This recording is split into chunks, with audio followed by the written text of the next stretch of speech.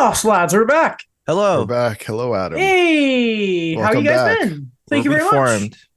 You know what? I'm feeling very, very good, and thank you for welcoming me back, lads. Because obviously, semester is done, which means to get some money, I am back at the LCBO warehouse, lifting those boxes all day, getting covered in booze from broken bottles, bruises all over my body. It's a rough time. So I've been too tired to watch a lot of hockey, but I'll tell you, this weekend I finally got to watch some pretty damn good hockey games. I'm very excited to talk about them today with my good friends. Yeah, so you're saying from this experience, you're becoming the Luke Shen of the LCBO. What Yes. does that mean? Just the toughness, the grit. I wouldn't describe myself as tough any day of the week. Yeah, but you got I the am bruises to show for You it. got the So I am bruises. You're honestly defending the company by cleaning up those broken bottles. well, you kind of have to. You can't really. They Mhm. faded a bit over the weekend, but it was like my arms are just covered on them. Like That's something it's Luke would say. He's like, "Why do you do that?" Because I yeah. And then have I'm gonna to for my chirp team. Pat Maroon and say he's irrelevant. What a freaking chirp, by the way. Did he Anyway, say that? yeah, I did. That's what Oh, Brendan Hago got so upset about. man. It's going to be even worse coming from a guy you want the cup with too, with Pat Yeah. Maroon and Luke Shen. But I thought Yeah. it was pretty funny. Mhm. Hockey, though, we should talk about to open, obviously. The Toronto Maple Leafs have taken a 2-1 series lead, stealing a game in Tampa. And a game they probably didn't deserve to win, but that doesn't matter in the playoffs. Obviously, behind us, Daniel still has the 2021 playoffs background. It makes sense 2-1, 2-1 lead, 2021. There we go. It Mhm. makes sense all these years later. They were just 2 years behind the plan. Morgan Riley gets the OT winner towards the end of the first overtime period. I think we were all concerned it was going to go, and we all wanted to watch the other games that were going on. But anyway, gentlemen, story of the game, I would say, is Austin Matthews' fault. No, I'm just kidding. It was a No. big storyline, but I mean, We can call it a fight. That wasn't much of a fight. it was for more of sure. a brouhaha, I think you could That's a say. great way of describing. I like that. But Brouhaha. it was the like it. spark of hatred that we really needed. These were two teams praised, but the Leafs have gotten all tough and such with Luke Shen and Tampa are these nasty boys. And then we really saw the nasty get real nasty last night. I am sure that Tampa crowd, because I was listening to the games on mute because I listen to music, so I want to listen to commentary. I'm sure that Tampa crowd was thrilled that it was Morgan Riley that happened to get the goal too. Oh, I'm sure it was. Yeah. I'm sure they were. Oh my god! But first impressions of the game, my two Leafs fans friends. How do you feel about it? You know what? We were having this brief discussion before the podcast, so I'm going to repeat it and then I'll expand on it a little bit too. Obviously, I don't know if we're going to talk about game two, but they've absolutely blew it. It was game one, but the opposite. Yes. But I would say deep down, like the game three win feels so much better than the game two win, even though like the score was so tight, the game was pretty tight. And to me, it's because they didn't deserve to win that game. And in the playoffs, that hasn't happened to them often or really ever. They and I think you can, and the reason I bring that up is because I just think that happens to every team. I saw a Norman Powell quote recently talking about the Raptors run, and he was talking about how like, yeah, they got lucky. You know, the Kawhi shot, Klay Thompson and Kevin Durant being out in the finals. Like there's just things that happen. And that's why this one feels good because like, man, the last time I remember the Leafs winning a game they really didn't deserve to win was probably game four against Columbus, where they were down late. Jason Spezza had to fight someone and they came back. So to me, that sums up the game for me. Like it's such a good, it's a fun, it doesn't change. Like, again, like they're up 3-2 or they're up 2-1 in the series. But I really enjoy that win because they didn't deserve to win it. Mm-hmm. It's funny when I watched it, I did mention to you guys before it that I got to go to the Tickle Toad, a local establishment here in Vaughan. And watching it with a very passionate crowd, I think, a very respectful crowd. Um, just a collective mix of emotions, how the game went, where you had the early goals, Samsonov, I don't know, like that second goal I really didn't like because he hit it himself in. Um, he was getting basically shelled for quite a huge portion of the game, and then there's a stretch where the Leafs had two shots in 10 minutes, and I was worried. When it kind of got to like those last minute, yeah, I liked that they kind of collected themselves.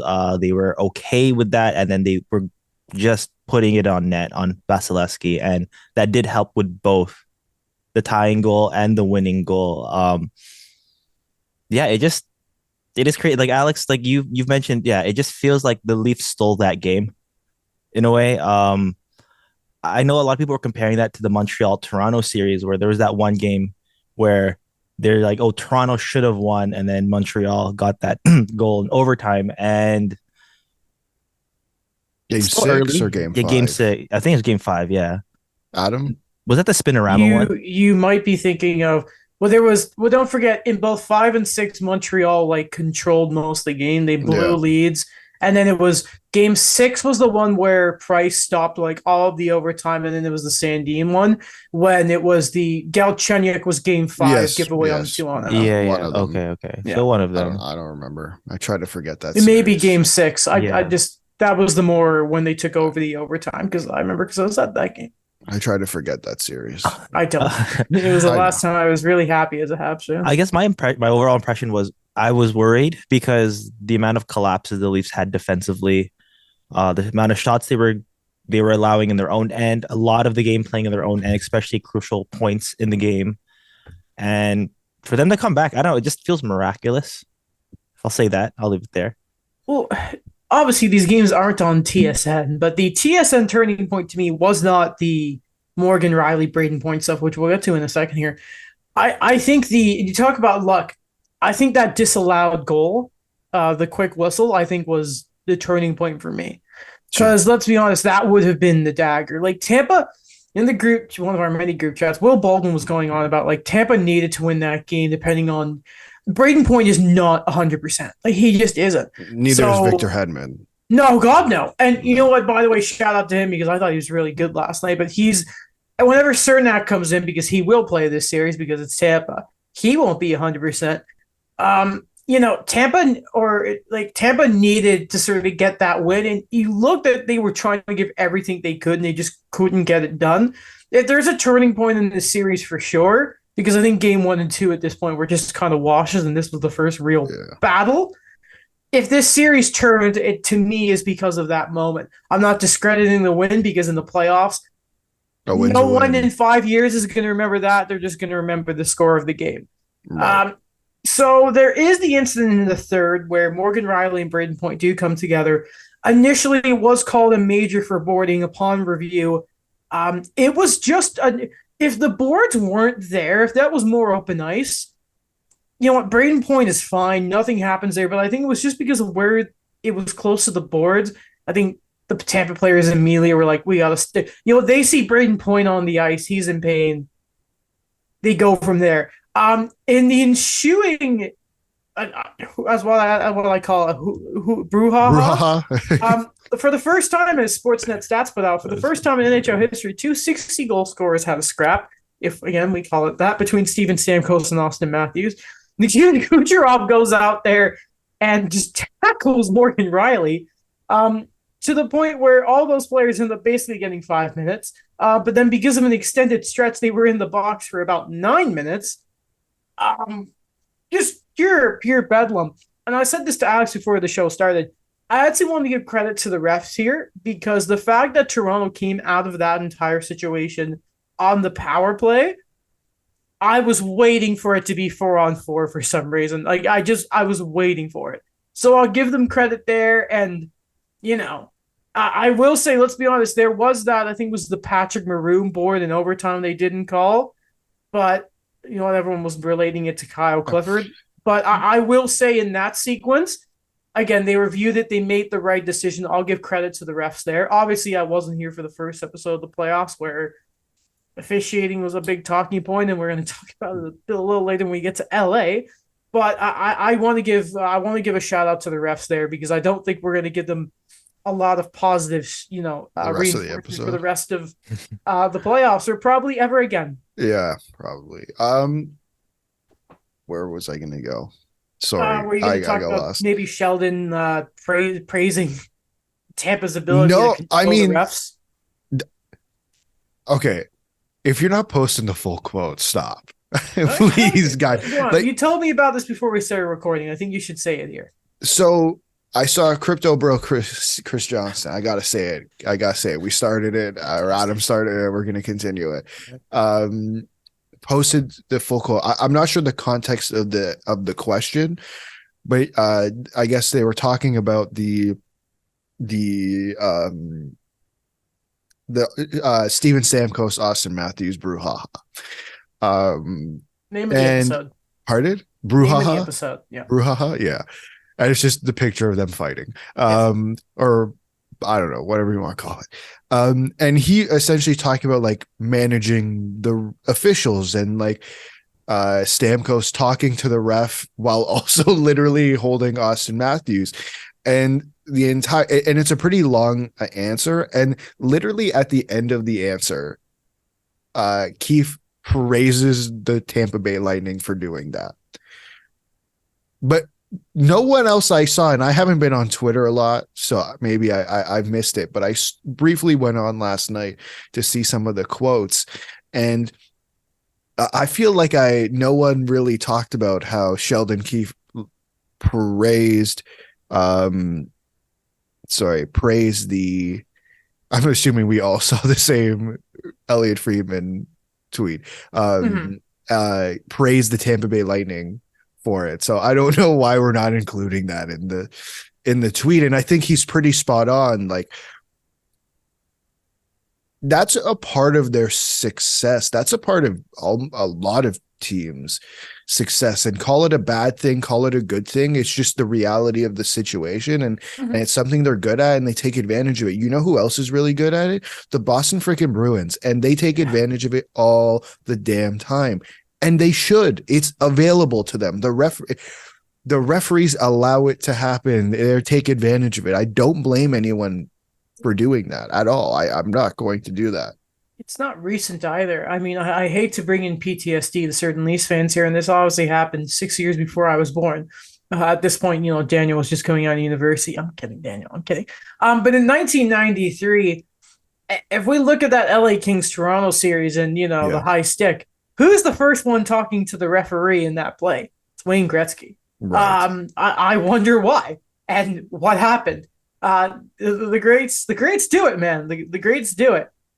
So once Marner Matthews starts signing some sticks to Wes McCauley, if you ever, Conspiracy theory. I don't know if it's much of a conspiracy theory, more so fact. I will say, I guess we mentioned the goaltending too, and I guess just to bring that up again, Samsonov did not have a good first period, and then really came back to make some really important saves in the second and the third, and in overtime. I think he came up really clutch, and I don't want to. This is going to come off really harsh, and I don't feel bad at all.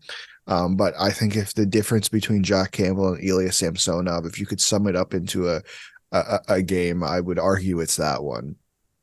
I think he let in a few soft goals. Daniel, you brought up the second one. I'd argue almost all three of them he could have had, kind of. But comes out in the second period, makes some really, really good saves. Same in the third, and really in overtime. For a team who at points, especially in the third period, looked quite lethargic and played with a lack of urgency, really, really stood up for that. And considering his performance in the first period, and I mean, considering his poor performance in the first game, I think for a goalie to regain his confidence, that quickly, I think is going to be really crucial in this series. And it just wasn't something we had last year. I think for me, it was, I guess, a sign of growth and maturity on his end, where he was able to bounce back like that. The one thing I always like to see it as with a goalie performance like that, if he's had a rough first period, is you're not going to make it perfect, but you're going to get the job done. I really do believe that he did hold his own for Toronto. Not the prettiest saves every time, but he was getting shelled quite a bit, especially towards the end. I liked what I saw there. I liked that there was this rally from Toronto, and it did come from Samsonov first. I just hope they don't have to keep doing that every single game in the series. Right. But I like that it's like that safety valve right there that it's there inherently for them moving forward. Listen, listen here, guys. Game 4 is the difference between a 3-1 series lead and a 2-2 series going back home. That may be common sense, obviously, but listen. Next game tomorrow, I'm assuming is when it is. Does that make sense? Maybe the biggest game of the biggest Leafs game in History. Since 2021. No. It was 2021. That was okay. Since Listen, 2004. but there's a different vibe here. There's a different sort of. There's a confidence in the city right now. Game 7, sure. I think, I don't know, against Game 7 against Montreal, I don't know if there was quite a confidence as there were. Obviously, I was on the other side of the fence there. Yeah, but Game 5 and 6. And at least they didn't have true, Luke yeah. Shen at the time. Okay, all right. Thank you so much for that. I appreciate you bringing up Luke Shed, man. I love that guy. I love it. Okay, I already said in the text, but I want to say it here on the show. He's probably my favorite Leaf of all time. Luke Shen? Yes, I believe it. I believe it. I know you're being genuine. I know you're not lying. Okay, I'm not. Like the amount you talk about Luke Shen. I don't think Daniel knows how to lie. I know that too. No, I just the look on his face. Just also, are we going to talk about how like similar he looks to Nick Kiprios? Can we talk? Yeah, about that? that's been brought even at the draft. I noticed it last night, and now I can't unsee it, and I think it's a huge problem. and somehow they both have the same sort of full. No, not full set of hair, but somehow Kippers is still the same color as. I mean, they had like similar grit. I mean, like also when Kiprios was playing a little bit, the fighter in him. We should talk about before we go to any other series, obviously, because this happened, I believe it was 3 minutes after you guys finished recording last episode. Michael Bunting has been suspended for 3 games, so he could be back for Game 5 at the earliest. The Alex prophecy has come true. Now, listen. What prophecy? Sorry. Or just kind of like this might be the end of Michael Bunting in Toronto. Oh, yeah, I still stand by that. Yeah. I mean, Knives looked pretty good, so I mean, that's still a good assist. Yeah. So, okay, let's talk about this. Listen, I'll just quickly give my thoughts on the hit because I wasn't around. Listen, I think you can try and get away with a lot in this league, but elbowing up is not one of those things you can get away with. Not when you have that reputation. No. I mean, like there's players who can get away with it. But I mean, we talked about it. It's like everyone knew they were looking for him. Yeah, he got frustrated. Like that was just undeniable. And I think the straw here is the fact that Cernak has not played since. I thought it was going to be 2 games. I'm not going to lie, but I think in this scenario, it is more than I thought. But I still think 3 games is justified. It is also a bit much the fact that if we believe how they wait, this would technically, if you believe the Brian Burke standard, this would be 6 regular season games, which is I didn't know he wasn't a repeat that. Sorry, I thought Bunting was a repeat offender. Apparently, he's not. No. So a bit much, yes. Yeah. However, man, it was the worst kept secret in the league. They were looking for him, and he gave him it. He gave it to him. Everyone knew. How many millions of dollars did that elbow cost him? Multiple. Is that the most expensive infraction we've ever since What was it? What do you think is Probably. going to cost more money? This or like Rafi Torres's career with that like game? Like, what was it, half a Oh year yeah, suspension he got?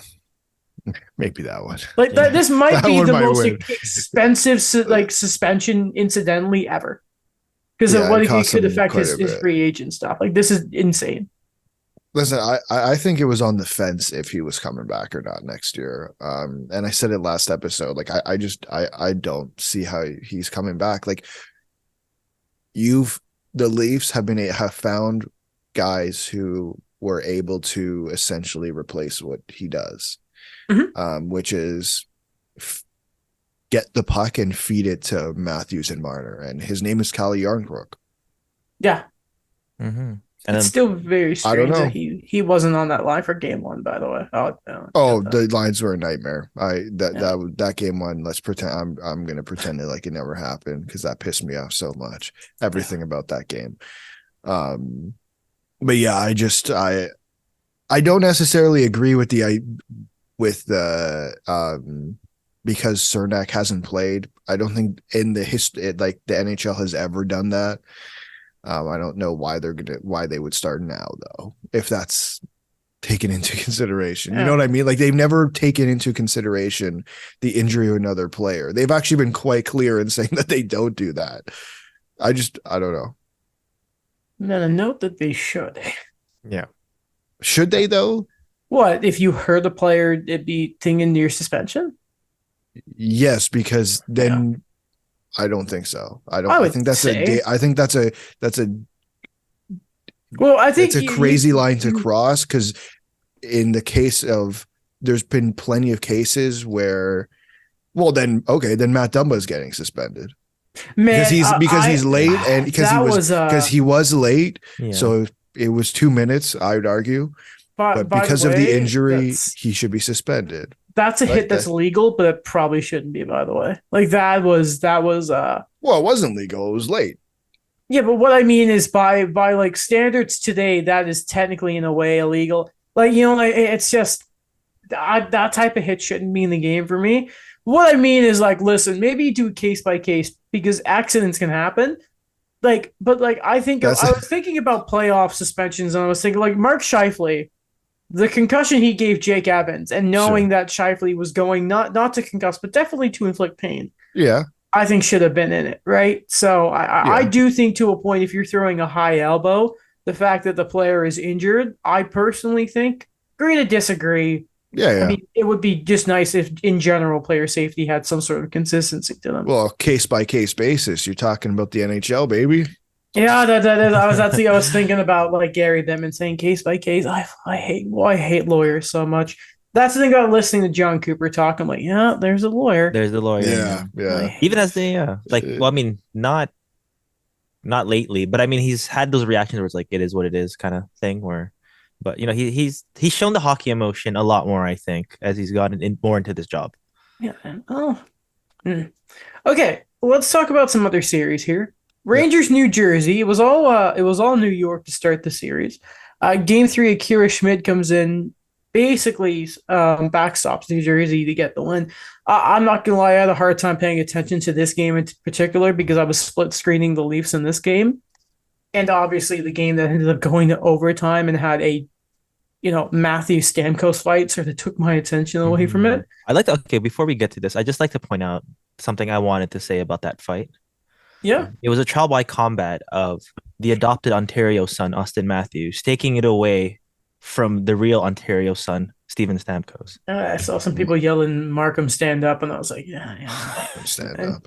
Markham, take a Alex, stand up. seat. So let's talk about Jack Hughes for a second here. Mhm. I love Jack Hughes. He's one of my favorite players in the league. Mhm. That man needs to hit the gym this summer. And he needs to fill out that body because he is being beat up at like Keandre Miller actually stole his lunch money last night. Like that $8 million he's making this year, 4 of that's going to Keandre Miller. That was tough to watch. Keandre Miller was like 6 foot. I'm always gonna remember that photo of Keandre Miller and Cole Caulfield together in university. Come on now. Come on. Well, Yeah, so- where's that contract, by the way? Can we get that done? But anyway, yeah, like or Hughes. I think that's been the series for the entire series. I think that's been like the name of the game. Like I don't want to say they've been outclassed. I don't know that's the word in the doc. I don't know if I would say they've been outclassed per se, but I would say they've been outmuscled. And I think Yeah. that's and like it or not, things change in the playoffs. And I think bringing in Timo Meyer was a good move for the Devils when it comes to size. But I think at the end of the day, what's also going to help, and I think this contributes to the reason, and I know Adam, you said it a couple episodes ago that it's just not their year. I think it will be their year when their guys, develop. Like Jack Hughes is what, 21? 22. Can't be much older than that. It's 2019. So yeah, he's 22, 23. Yeah, like he's still Yeah. really young, and I think he's like you said, like he's just got to put on some muscle. He's got to be able to, win some puck battles. Like I just felt I after I watched those games, I felt they were really easy to beat in front of the net. Yeah. On both sides. Like I just felt if New York was standing in front of Vanacek or Schmidt, it was just easy. And like they just need to move those guys out of the way. And I didn't think they did a great job at doing that. I'm just gonna go back to what I said before about this series. But like you said, like they were not outclassed, but it's more of the Rangers are more proven. I think they have a better understanding of, like we said, they're more battle tested. So I think when it came to the acquisitions, they came to what they needed to use in the playoffs, they went out and got that a lot more, and it just complemented things a lot better. I think with the Devils, again, they're here for the first time in quite some time. Jack Hughes wasn't there the last time they made the playoffs, and they're still figuring things out. They will eventually get there. I love their core, but it's just the difference between a team that they know what it takes to get there. They've realized the failures, or not the failures, but at least the shortcomings in the playoffs compared to a team that still kind of find its way. I think there's two things here is right now the New Jersey Devils are built and play a regular season brand of hockey. Again, you have to learn lessons in the playoffs, and a lot of the times that comes from losing. And it's funny. I'm pretty sure wasn't Nico Hischier a rookie in that series versus Tampa Bay all those years ago? Yep. And Yes. how funny is that inning? And MVP Taylor Hall. It's. I mean, yeah, he was Yes. a rookie centering MVP Taylor Hall at the time. It is funny to also say that we're saying all this about New Jersey after they do win in overtime. Yeah. But they did get the win. But I mean, the Rangers are just they're just some beefy boys. Just They're an some absolute unit. big, beefy, fun, just playoff boys. They're men. You got some good men. As Mike Babcock would say, you got some good hockey men from there. good families. From Okay, good Mike. families. I don't know what that means, man. Man, I love it. Yeah, again, I don't know if you guys want to say anything else. Again, this is the only bit of their hockey I have personally been able to watch, and I hate it because the first round is so much fun. But it still looks to me that it's still New York series to lose right now. Mhm. And but hey, also great story of Akira Schmid. Yeah. I was gonna say I thought that was an interesting move. Taking Oh, yeah. I know Vanacek clearly did not This have was the Keith too good. Kincaid move, I think, from the last time they made the playoffs. He started over Corey Schneider. First rookie to start a playoff game for the Devils since Daniel. Martin Brodeur. I don't know who that is, but I bet he's big. Do you think they go back with him in game 4? I would be so mad if they didn't. Like Right. Mackenzie Blackwood, come on, no. I mean, Is he like, injured? Like, why Who isn't he cares? playing? There's like they had a cares? carousel for like Nico Dawes was also No, in there. I know. Like- but- like Lindy Ruff was like, we're confident with all three goalies, but I mean, it's the playoffs. Who gives a crap about development or getting guy? You go with the hot hand, and the hot hand is Akira Schmidt. Like, you have to play him. in No, my but opinion. why did he play in the first place? That's You know, why. I feel like I he guess- deserved it. He didn't. No, I'm kidding. Well, No, I Vanacek just- was not. I guess they just they didn't like what they saw in the first few games, and it was a thing of like, listen, we're we got nothing to lose right now. We might as well just throw him in, I guess. This is his first taste of the playoffs too, right? Because he was always a backup in Washington. Yeah, that's a Yeah. good point. Very That's a strange. good And point. even when he played in the playoffs, like that's I can't remember. Was Vanacek even good in the playoffs? I don't think he played, did he? No. Yeah, was it just Sam Sono? You know what I remember? Yeah. So I forgot he was on Seattle, but for like 30 months, seconds. yeah, 30 seconds, and Who? then got Who traded. Vanacek, remember? Vanacek. was he? And then he Yeah. got traded back to Washington. Remember it was a whole Oh brouhaha? yeah, yeah. And I always thought that wasn't allowed, but whatever. Um.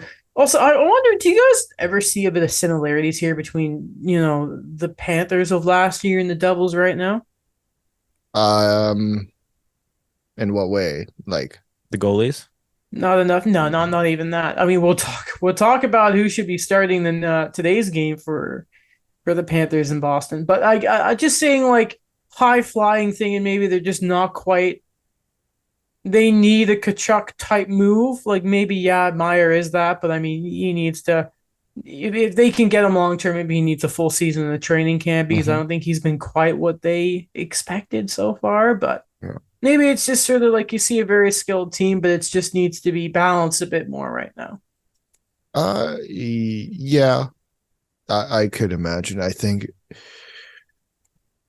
just think they need to get a bit funny coming from me. They need to get a bit tougher. Yeah, they do. And I think that's a huge fact. And I think that may inevitably slow their game down a little bit. Just the way it is. Like, I think you look at uh, Tampa Bay. I think you look at the Leafs. I think you look at Boston. I I wouldn't got call, it. but what? I got the move. I know the move. Oh, Okay, okay. listen. So as we know right now, is there really a spot for Alexander Holtz in the lineup? I don't know if there is.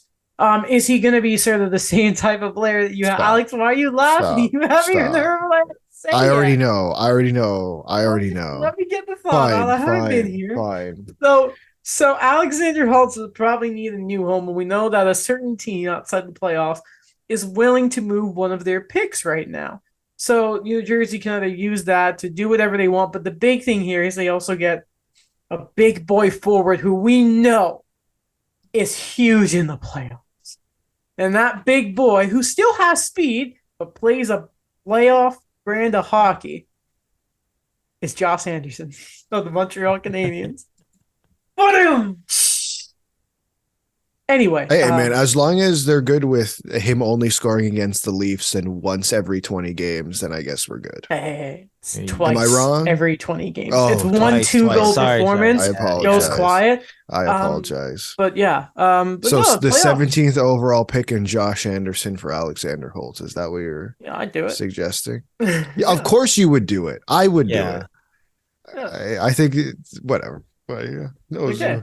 you're not wrong. And yeah, the Rangers are good. Let's go to the other series that is looking a little lopsided. Except for Sorry, the can I fact- just add some? I've been thinking about this all morning. Sure. Next time, I guess game 5, if when they go back to New Jersey, can we fill it up with a little more red? I saw a little too much blue. Like, listen, I'm just saying, just let's fill that bad boy up with a little more red. Yeah, a little too much no quit in New York in the Prudential Center. I've heard that so many times. Boy. So let's look at the Panthers and the Boston Bruins. Out of respect, right now, the Panthers do have a win in this series. However, they do lose game 3. Patrice Bergeron didn't even travel with the team, with the Bruins. David Krejci did not play in game 3. Alex, why are you laughing? No, it's wild. their second line center? It's wild they won. Was it Without Zaka and it. Coyle would have been their 1-2 punch, Oh yeah, maybe? that's true. Yeah. I Yeah. always feel like Charlie Coyle. I don't know. When I think Charlie Coyle, I think third line. I mean, maybe. Well, again, then maybe he So gets do I. moved up. So, I just want to talk about this. So, I texted our good friend and beat reporter, for covers the Florida Panthers for 5 Reasons Sports, Mr. Alexander Baumgartner. I texted him yesterday, and I'm like, "Do you go Bobrovsky for game 4?" He said probably. Obviously, Alex Lyon gets pulled in game 3. Maybe the match. I mean, that glove goal, that first goal from Taylor Hall was bad. Yeah. Before we get there, though. I did not know this. So before that game, there's obviously the shot of, is it Sunrise Arena? No, it's in Sunrise. What's the arena called in Florida? Doesn't matter. Anyway, it's the shot of the arena, and there's like a highway on one side, right? Mhm. And I am for a second, I'm like, ah, it's like Ottawa. And then I see on the other side of the arena is this swamp, like this giant. So I think Steve Irwin's about to come out of there with some Crocs, right? And I text Alex and I'm like, man, is at Baumgartner. I'm like, have there Yeah, ever been any crocodile sightings after the game? I just thought it was really, really funny. There's just this giant swamp and there's swamp. gators and pythons. I'm like, is this That's, real? that's so funny. Nothing to do with hockey, but I really wanted to point out that there's just this giant swamp next to the arena. It's really funny. Anyway, Uh, yeah, the Bruins are looking pretty good despite not having Pat. Wait, no, what did Bob Garner say about the crocodiles sightings? It was Yes. a whole thing. He's like, no, it hasn't happened, and there's some highways between, and Oh, okay, it was okay. a whole thing. He was on his way, and he's like, oh yeah, high school wasn't far from here. I was just so he was giving me, you know, when like someone's explaining something to you and you're hearing what they're saying, you understand the logic in what you're saying, but you're just so blown away by a fact that yeah, you're like, it doesn't matter. yeah, Like, yeah, yeah. it's just amazing to me that I would not be surprised if after a pretty bad loss, you know, there's a croc or two in the parking lot. I don't know. I don't know. Maybe that's why some players, you know, again, they like going to Florida. But maybe after the trade, Hubert was like, you know what? Not no Crocs on the golf course or something. I don't know. Yeah. It's just funny to me. Um, that's hilarious. I will. You know what's funnier than that though is that they won without Patrice Bergeron and David Yeah. Krejci with no like. It's just disgusting in a good way. Like, come on. So much Also, depth. shout Like out. they're wingers when you look at them. Crazy. But Truzy's been such a fit, and I hate it. I hate it. I knew I that was hate gonna it. fit. Like that He, was I always see like the Bruins always do these types of deals where or you see somewhere else. Like it's either you get these types of guys to counter the Bruins or they fit perfectly on the Bruins. Do we have man. anything to say? Oh, I get an answer from you guys here. Sorry. Yeah. Who do you start in game four? Sergei Bobrovsky.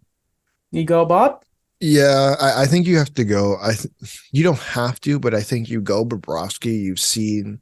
You've had like two conflicting games, one win, two losses. I think you have to see what you have, and you're either tied 2-2 or you're down 3-1, and then then you know what gets real. Like that they're a horse, man. Like they're talking about starting Jeremy Swayman in game 4. I saw Are they? it was a conversation because Wow. they wanted to give all because Allmark's not 100% either. Yeah, Yeah. the Bruins are sick. The Brewers are sick. They got some you know what going around. And they're talking about giving Swayman the start in game 4 because there's 2 days in between game 4 and game 5. I think every series has one of those for whatever reason. So you just give Allmark more time off. I don't know. Okay. Okay, for me, what I kind of think is if you get pulled in a game, and you were already kind of shaky on if you're gonna be the starter or not, you probably shouldn't start the next game. It's just my opinion. Listen, Lyon's done his best to get them there. He's not. The Panthers are in the playoffs. It knocks for Alex Lyon. Yep. At some point, though, Bobrovsky and that $10 million, man, Yeah. we gotta get some wins out of you, buddy. And it's just it is a shame everything that's going on with Spencer Knight too. But I mean, like, listen, credit to the Panthers, they've got this far. I don't think they're winning the series. Again, my prediction in 5 is looking very good right now. Yeah, But honestly. hey, we'll see. I don't. Yeah. Anything else you guys want to touch on with Florida and Boston, or I think they have to win Florida. If I don't think if Florida loses tonight, I don't think they take game 5 in Boston. yeah, that's tough. So I think they have to win tonight to if they want to keep this series competitive, in my opinion. Yeah, I think that if this is the difference between just ending your season in Boston or trying to keep up this hope for an upset, they have to win this game. I think this is going to be the biggest difference maker for them in the series. Need a bit more from Barkov. He needs a bit more from the All home crowd. season I've I'll been say that. feeling that. He Like got bullied. He got he got bullied in that bullied. last game. There's a net front play. I forget which goal, and it just felt like he got his lunch money stolen in front of the Yeah. net. He can't have that. Yeah. Um, I had this whole bit ready. To Or introduce the Islanders series and just start snoring. Then, then the Islanders sort of scored like what was it, 4 goals in like 3 minutes, and I don't know what it is, but the curse of the Canes not being able to win on the road in the playoffs has returned. I listen. I'm the only one here who took the Canes winning this series, which I still think is a little ludicrous from you guys. probably. But I'm saying at this point, I don't know how many games, but man, it really feels like the Canes have to win in 7 now. I don't understand how such a well coached team, well put together team. I just don't understand what is wrong with. I think someone needs to do like a thesis or something why they can't do this on the road. What is happening? What's in the water? I couldn't tell you. It's quite odd that they can't win on the road, but I didn't get to watch the entirety of that game, but I remember when I was watching game 2, one thing I noticed was I didn't think in game 2 when they lost in overtime, I didn't think Sorokin had a particularly good game. I think the goals he let in, I think some of them he could have had. And so I'd imagine I thought he stood tall in this one to me, and I think that was the big difference maker. And because I would never bet on the Islanders scoring big, a large amount of goals, right? And so for him to hold them to 1 goal, I think was a huge part of that. But I don't know why the Hurricanes can't freaking score, can't win away. I don't get it. What am I missing?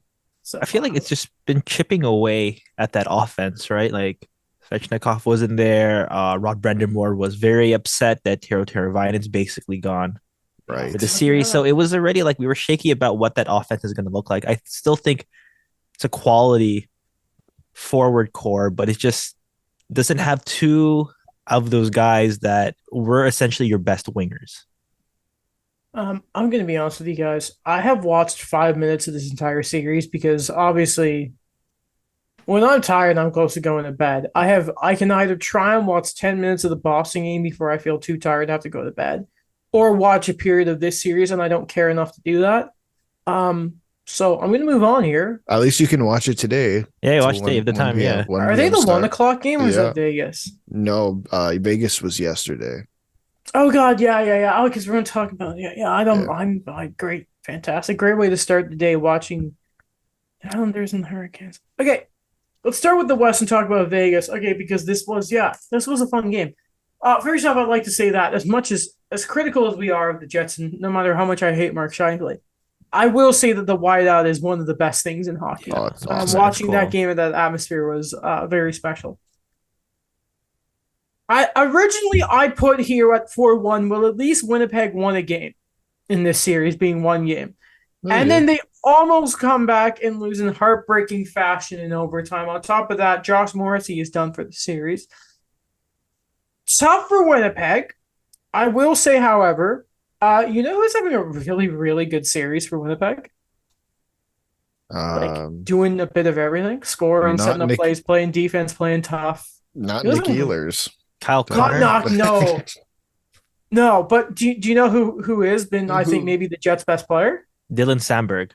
Not Dylan. Not last game. That was a tough, that was a tough one. Kyle Connor, like Daniel said, or no, not Kyle Connor, who finally scored. Blake Wheeler? No, God, no. Oh, Pierre-Luc Dubois. Pierre-Luc Dubois. Looking like his Columbus Leafs series player. Right? He's been good. He's been real. He's gonna look so good in the top six. Man, Doc, Caulfield, Dubois. I can't wait. So good next year. I can't wait till he floats in a shift and just hears it. Marty won't let you think it. You think it was bad in Columbus when he floated during a shift? You're going to get harassed in 2 languages. I don't approve of the harassment, but you're going to get harassed in 2 languages. Yeah, I hope this guy has this guy has no idea what's coming for him, or he is he's going to be an absolute beauty in Montreal. Like, it's Listen, one of two things. I'm gonna say this: as much crap as he gets, and deservedly so at times, he has been great. He has been so good for this team. And I think if you have a guy who you know is going to leave, Columbus fans probably wish of this when he's last few games, but he's giving everything to Winnipeg right now. Like he is doing everything he can right now. So credit to him. But on Vegas' side of things, Mark Stone was not good in game one because it's the first game he's played in All year. A long since time. in a blue moon. Yes.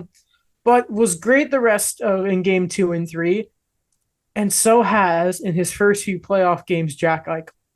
Playoff Jack Eichel. Yeah, it's been solid. Very Like in good. his playoff debut, he's been getting the goals, staying healthy. But the real hero here, Leafs legend. Michael Amadio. There he is.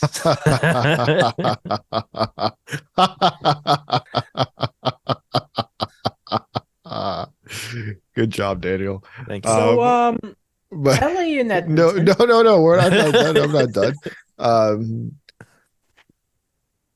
yeah, man, Jack Eichel has been. I'm glad we finally get it. Are we all not happy we get to see him in the Yeah, I'm playoffs happy here. finally? Like, Buffalo aren't. I don't care. I mean, they're on their own path Truthfully, now. I do not care. But it was, dude, it was bad. Game one was bad for. It was a dash. I remember 3. waking up the next morning, looking at the score, and thinking, "What?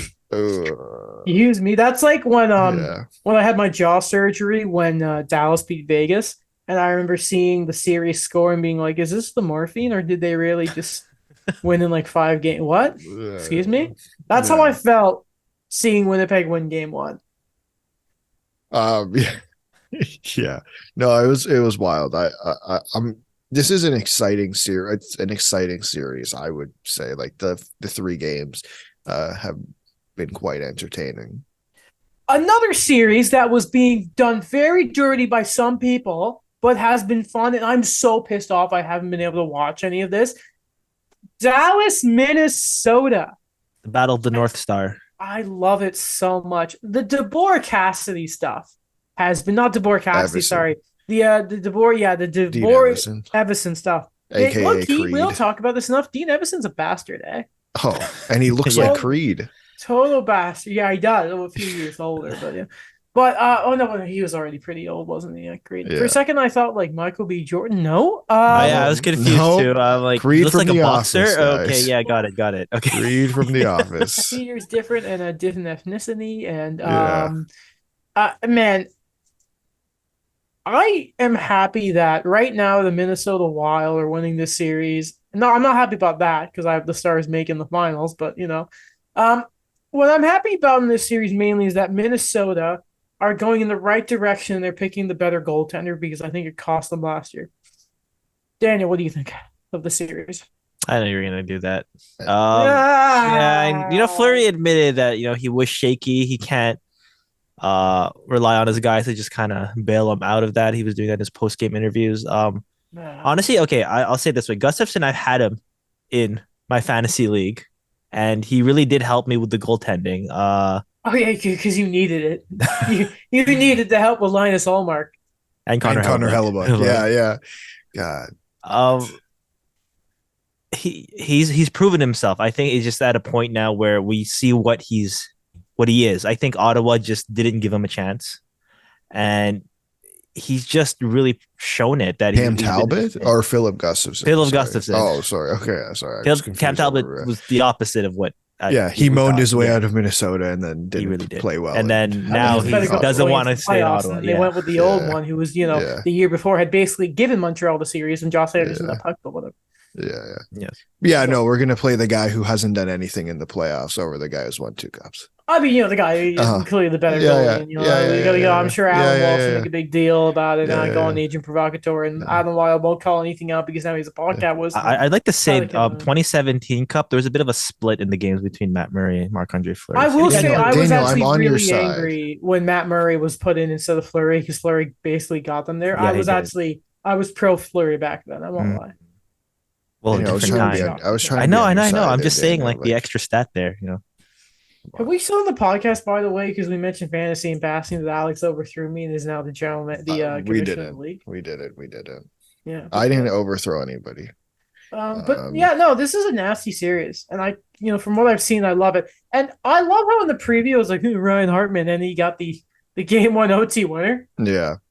You know, when I looking at this series, for Dallas, I'd say the big guys have shown up, but I found that when the depth isn't scoring, they're not winning games. If you look at the game that they won, Rupe Hintz had a hat trick, but it's not like they didn't get scoring from anywhere else. Like they got scoring from, I believe, I can't remember his name. Dadonov had a goal. Jamie Benn had a goal, right? Like they haven't gotten that from haven't gotten a whole heck of a lot of that from the other games, and I think that's kind of it's bit them in their two losses. I think there's only so much Jake Onger can do. It's funny because this is like the same thing we said when they did make the finals. Is just that they ran into Tampa and then that depth just overwhelmed them. Remember Joel Krivorenta was the main story there as the depth guy, and I think it's just to show with the Stars is just they've done so well with building up that top six, building up that defense and the goaltending. It's just what you need in the playoffs is like rolling out 4 solid lines. I just don't see it with them right now. This is a really random thing. It's just like, because I love posting for every team on our Instagram, but man, I'm trying to get a Jason Robertson like picture from them, like for the playoffs. Like there's not, it's not there. It'll come. Weird way to disrespect their best player, but whatever. Yeah. A little bit. Where else do we go here? Yeah, Seattle, Edmonton. Seattle, Colorado. I meant to say LO. So I meant to say LA, Edmonton. I was looking at it, but in the doc, I was like looking at Seattle and Colorado while I was trying to go to LA, Edmonton. Sorry. Brain fart. So here's the thing. Listen.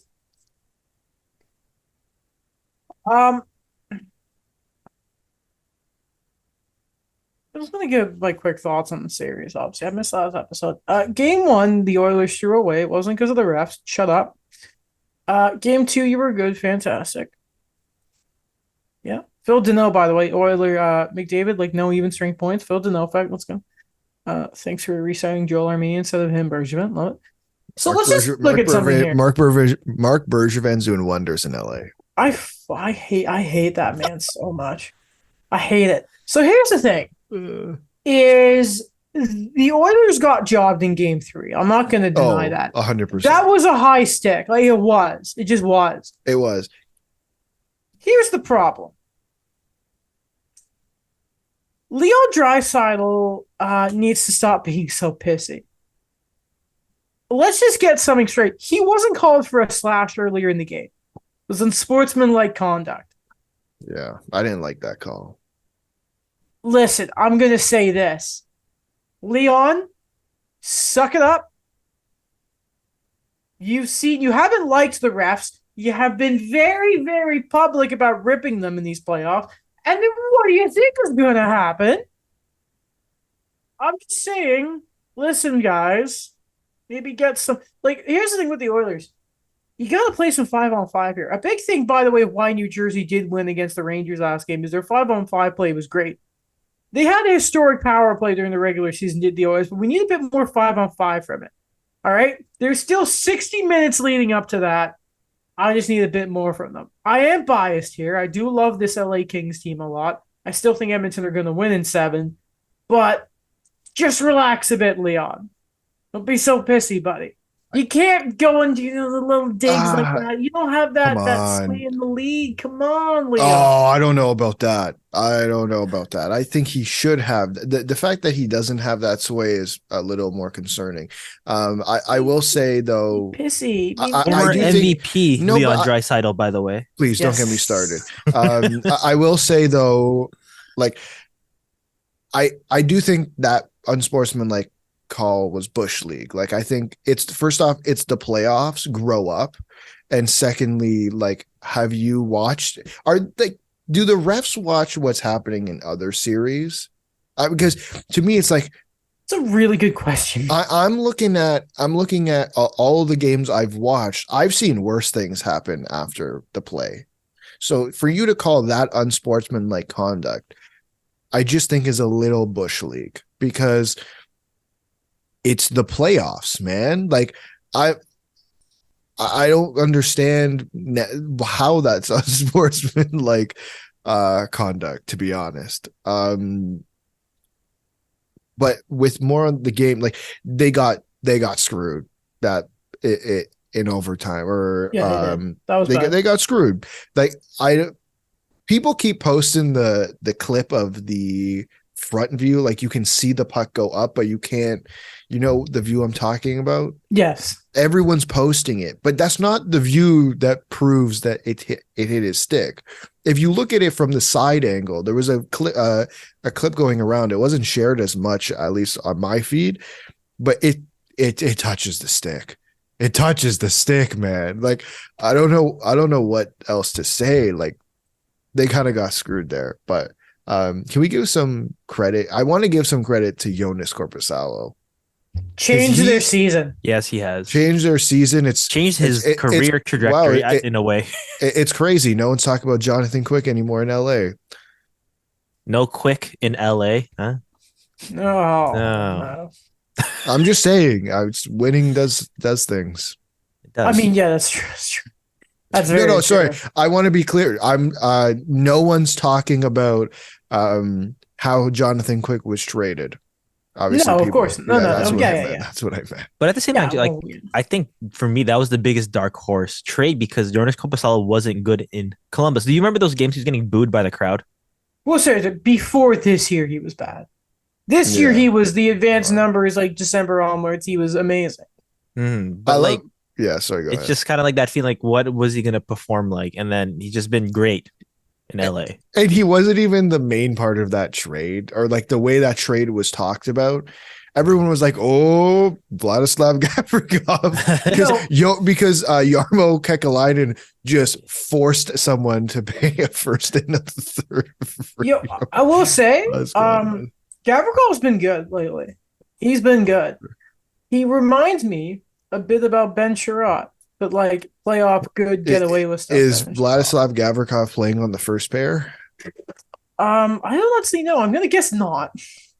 There we go. There's my answer. Does Vladislav Gavrikov get Conn Smythe votes? God, what a freaking take that was. Who said that? That was me. About Ben Sherratt. Remember, we had discussions. It was like, oh, he's playing on this ice time, and obviously, if Montreal won, it was going to be Carey Price. But I remember we did entertain the conversation that he gets votes.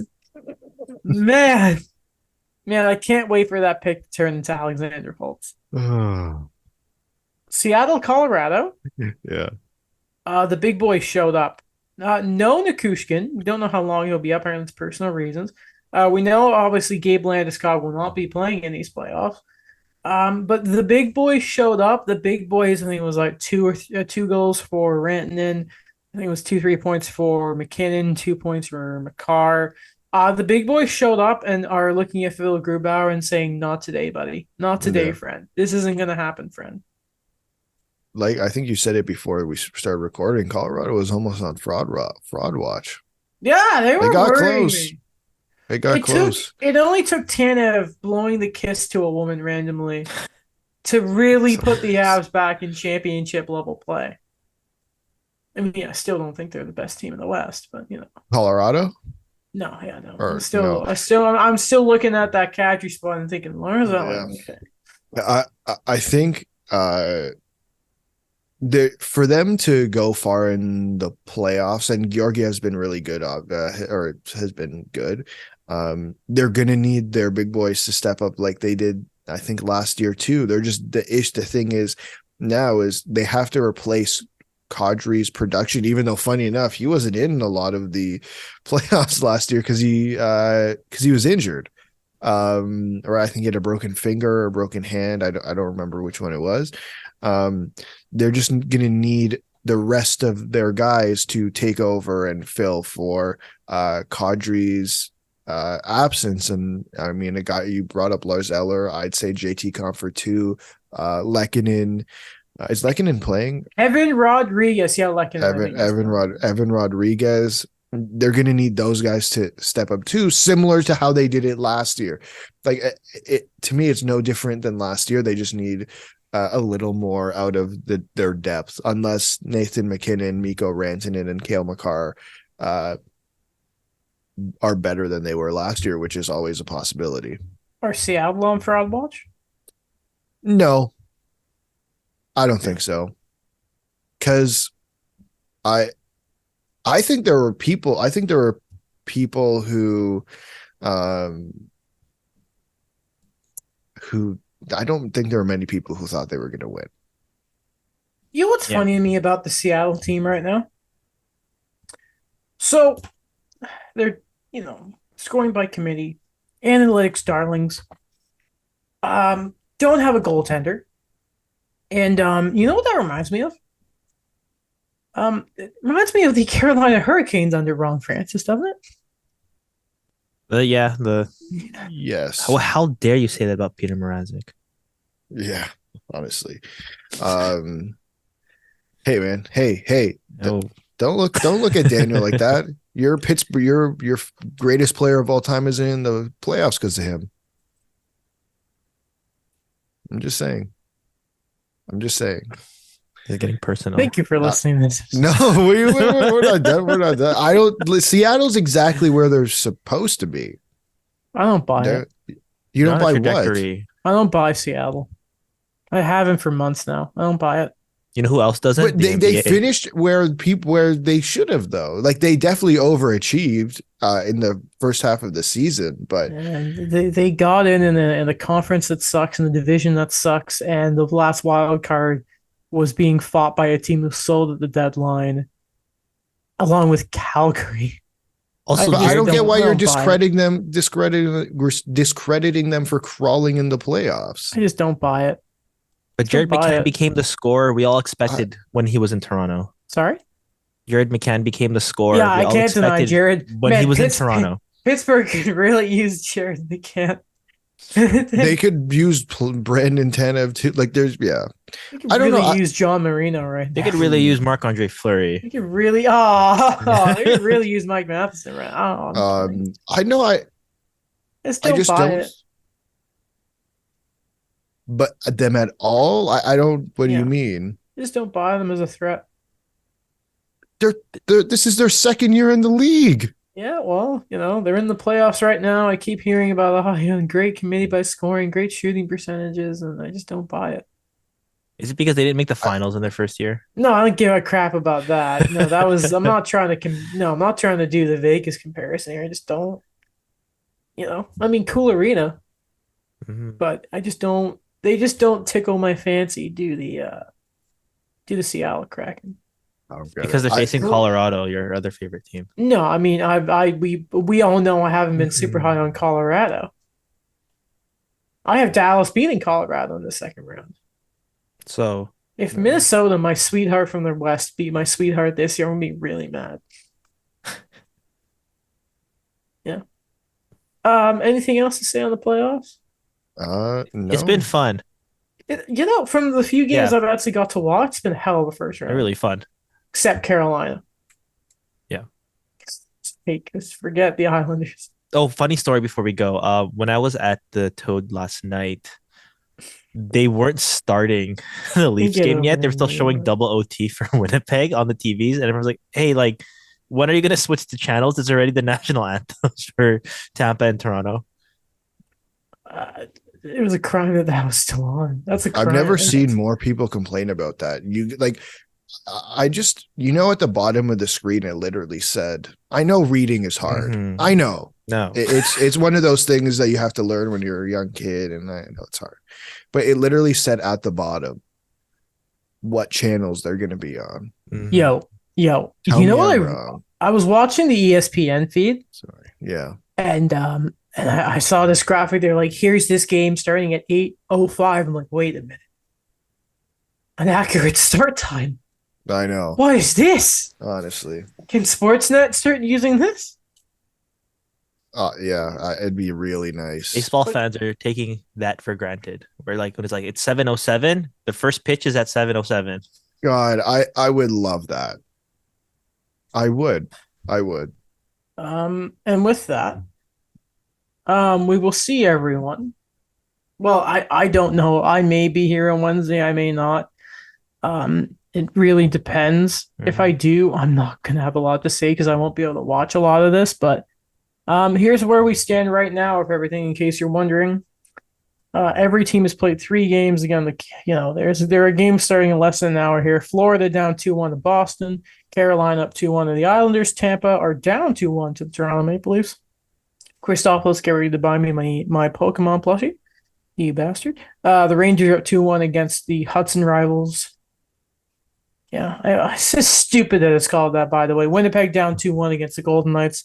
Shout out to Daniel taking Winnipeg, by the way. Colorado up against Seattle 2-1. Dallas up 2-1 to the Minnesota. No, other way around. And then LA are up 2-1 against the Edmonton Nuclear Weapons, who right now are yet to be armed, even though they have a lot of points, but whatever. That's going to do it for us. We'll see you next time. We'll see you Wednesday, or you may watch us on Thursday. Whenever you do, the pop filter is freaking messy here. Yeah, thank you for listening. We're everywhere where podcasts really are. And I guess we'll see you, Wednesday. Goodbye.